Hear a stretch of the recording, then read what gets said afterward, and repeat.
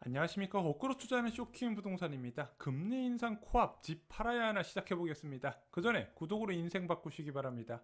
자, 제가 커뮤니티에 본 글이 하나 생각나서 공유를 해드립니다. 자, 어떤 내용이었냐? 시부모님이 부동산 폭락 유튜브 영상을 보내면서 집을 팔라고 했답니다. 금리 인상이 있으니까 팔라고 했다는데, 자, 여러분들 좀 궁금하시죠?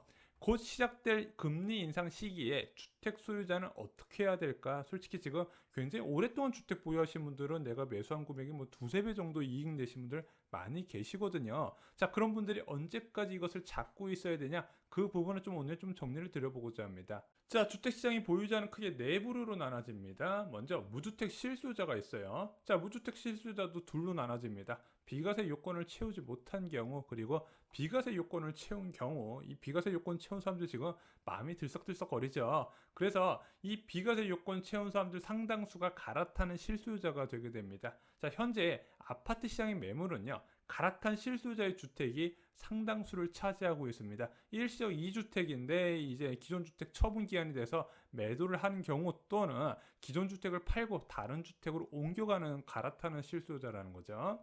자, 그리고 투자자가 있습니다. 투자자도 두 가지로 나눠져요. 1주택 투자자가 있습니다. 나는 전월세로 거주하는 대신 갭 투자로 한 채 사놓는 거예요. 자, 본인이 거주할 계획이 있는 경우에는 어차피 좀 있으면 실수요자로 전환될 사람이고, 또는 계속 오를 것 같아서 보유하는 케이스도 있습니다. 자, 1주택 투자자 말고 다주택 투자자도 있죠. 세부담 때문에 못 파는 케이스가 있고, 장기 보유 계획을 세운 케이스, 그리고 계속 오를 것 같아서 보유하는 케이스, 이렇게 나눠지게 됩니다. 자, 여기서 기준금리 변화에 따라서 움직여야 할 부류는 어떤 부류일까요? 당연히 실수요자는 해당이 없어요. 무주택 실수요자뿐만 아니라 갈아탄 실수요자도 해당이 없다는 겁니다. 자, 그런데 투자자는 좀 해당이 있다는 부분이에요. 자, 많은 부동산 전문가들이 이야기하는 부분이 있습니다. 바로 주택으로 시세 차익 얻고 싶다면 주거와 투자를 분리하라는 거죠. 자, 내 가족이 아닌 아파트는요, 자산이 아닌 집입니다.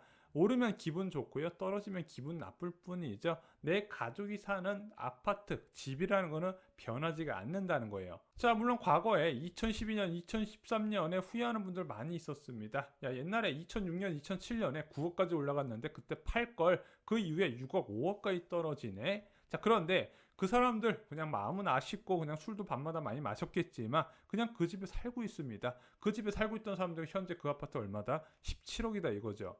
자, 2025년부터 2028년까지 수도권 지역은 공급 과잉 시대로 들어오게 됩니다. 솔직히 이렇게 전체 부동산 역사를 봤을 때 공급 과잉 시기가 되는 게 그렇게 많지는 않아요. 한 세 차례, 네 차례. 그 몇 안 되는 기회가 2025년부터 2028년까지 온다는 부분이죠. 그리고 그 이후부터는요, 이제 이사 공급 대책에 따른 이제 아파트 공급이 지속적으로 이어질 겁니다. 그런데 2025년부터 2028년에 많은 무주택자들이 분양받은 주택을 다 받고 옮겨가는 과정이 있을 거 아니에요. 이때 금리까지 높다면 정말로 위험합니다. 이건 저희가 여러분께 많이 말씀드려서 아실 거예요. 문제는 그 이후에는 어떻게 되냐 이거죠. 자, 그 이후에도 주구장창 집값이 떨어지기만 할까요? 계속 저희가 말씀드렸던 게 한국 부동산 시장은요, 수도권 아파트 공급의 과공급과 과부족의 연속이라고 말씀드렸습니다. 이런 과공급 이후에는요, 다시 과부족 시대로 간다는 부분이죠. 그냥 내 집 살던 사람은 살면 된다는 뜻입니다. 오히려 집값이 하락할 때 갈아탈 기회를 노리시는 게 유리하다는 거예요. 왜? 집을 갈아탈 때 더 고가 아파트, 투자 수요가 많은 주택은요, 더 빨리 하락하기 때문에 그쪽으로 갈아타는 기회가 더 많이 있을 수 있다는 거예요. 자, 내 집 양도 차익 많으면은, 내 집 사가지고 많이 올랐으면은 갈아탈 때 좋을 것 같죠. 세부담 때문에 쉽게 못 가요. 그런데 전체적인 양도 차익이 크게 감소한 상황에서는 갈아타기도 좋다는 부분입니다.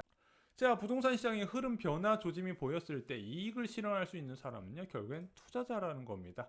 거주 생각 없이 투자 목적으로 산 사람이에요. 그래서 자녀 교육이나 이사 등의 문제 고민 없이 상대적으로 자유롭게 처분이 가능합니다. 자, 그런데 이 사람들은 특징이 있어요.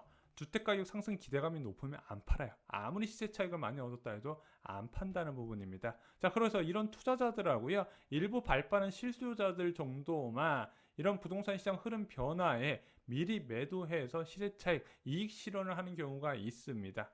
자, 만약 쇼킹 부동산을 내면 투자한 주택을 언제 팔까요?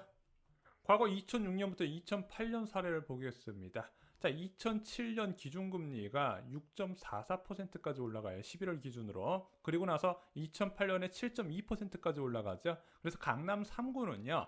기준금리가 어느 정도 인상이 끝난 2007년 1월부터 고점이 형성됩니다. 기준금리 올리자마자 부동산 가격이 떨어지는 게 아니라 어느 정도 지속적으로 올리고 나서 영향을 받는 모습이 나타나요.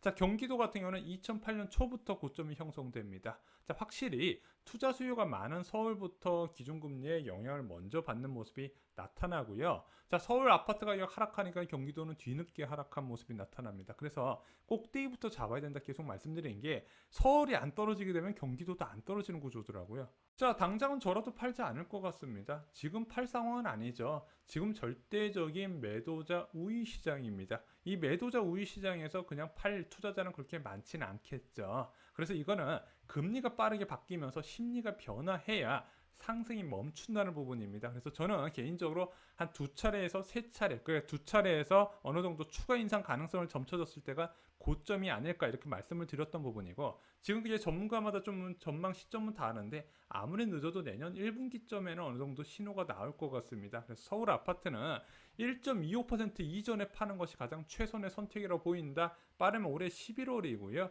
늦어도 내년 1월 정도라고 생각을 합니다. 왜냐면은 금리를 한번 지속적으로 올리게 된다면 3개월마다 좀 자주 바뀌는 경향이 있거든요. 그럼 세 차례 올리게 되면 어떤 식으로든 부동산 시장이 영향을 받기 때문에 그 전에 팔라는 얘기입니다. 자, 경기도 아파트는 언제 팔아야 될까요? 자, 투자 목적으로 산 경기도 아파트는 2022년 말까지가 가장 최선의 선택으로 보입니다. 서울의 입주 물량이 늘어나는 2023년엔 늦어요. 그 전에 팔아야 된다는 부분입니다. 자, 경기도에서 분양받고 서울로 갈아타실 분들 어떻게 하시는 게 좋을까요? 어차피 지금 경기도에서 분양받아서 살고 있잖아요. 그럼 내 집이란 말입니다. 갈아탈 목적으로 주택으로 옮겨가는 거는 그냥 주택가격 흐름의 변화 없이 그냥 옮겨가시면 돼요. 그런데 기왕 갈아탈 때 기회를 잘 잡으시는 게 좋잖아요. 개인적으로 2023년 하반기를 많이 말씀드렸습니다. 서울에 갈아탈 기회에 그때까지 현금을 많이 모으시기 바랍니다. 자, 어떤 식으로 현금 모을 수 있을까요? 내가 거주한 주택 대출 가능할까요? 대출 안 되죠. 생활안정자금으로 1년에 1억까지 가능합니다. 그것을 꾸준하게 모으셔서요. 예, 이제 2023년 하반기에 아무래도 역전세난에 따른 부동산 시장 불안이 지금 전망이 되고 있거든요. 그때 1조 2주택을 하시면 된다는 부분입니다. 그런데 돈 없으면 1조 2주택도 어렵기 때문에 지금부터 자금 계획을 마련하시라는 거죠. 자, 오늘은 좀 주택을 보유하신 분들을 위한 영상을 만들어 드렸습니다. 지금 투자자나 실수요자나 무주택자 모두 다 주택가격이 과도하고 높게 형성됐다는 거 좀 인정을 하실 겁니다. 그렇게 높게 형성된 주택 가격에 기준금리가 큰 역할을 했다는 거 모두 다 공감을 하실 겁니다. 그 금리가 정상화되는 시점에서 주택을 언제 처분하는 게 좋을지 제 개인적인 시각을 담아서 영상을 제작했습니다. 좋아요, 구독, 공유 꼭 부탁드립니다. 감사합니다.